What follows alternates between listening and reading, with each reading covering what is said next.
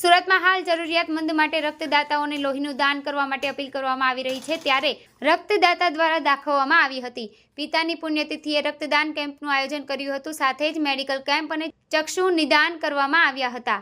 ઘનશ્યામ બિરલાએ પિતા છગન ભગત વસાણી ભૂમિદાતા રામદેવપીર મંદિર બગસરાની 12મી પુણ્યતિથિ નિમિત્તે કામરેજ પાસોદરા પાટિયા ખાતે છગનભાઈ ગાંડાભાઈ વસાણી સદભાવના ટ્રસ્ટ બગસરા, સ્વર્ણિમ ગુજરાત યુથ ફાઉન્ડેશન સુરત તેમજ શ્યામનગર સોસાયટી પાસોદરાના સંયુક્ત ઉપક્રમે આયોજિત પાસોદરા ખાતે શ્યામનાથ મહાદેવ મંદિરના પટાંગણમાં રક્તદાન કેમ્પ તેમજ સર્વરોગ નિદાન કેમ્પનું આયોજન કરવામાં આવ્યું હતું, જેમાં બિરલાએ 104 વાર રક્તદાન કરી પિતાજીને શ્રદ્ધાંજલિ આપી હતી.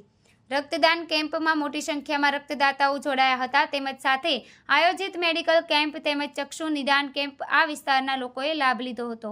પિતાજીની પુણ્યતિથિ નિમિત્તે સામાજિક પ્રોગ્રામ દ્વારા સમાજને એક પ્રેરણાદાયી ઉદાહરણ પૂરું પાડવા બદલ તમામ હાજર અગ્રણીઓએ બિરલાને હાર્દિક અભિનંદન પાઠવ્યા હતા.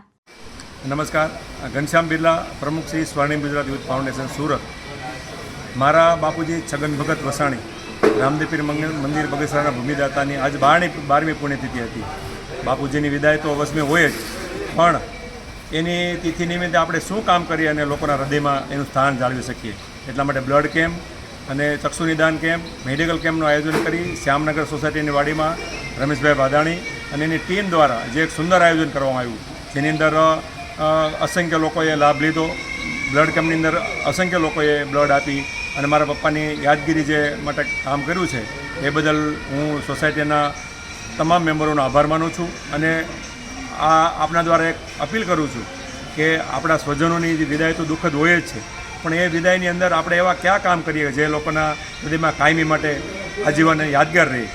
વંદે માતરમ, ભારત માતા કી જય.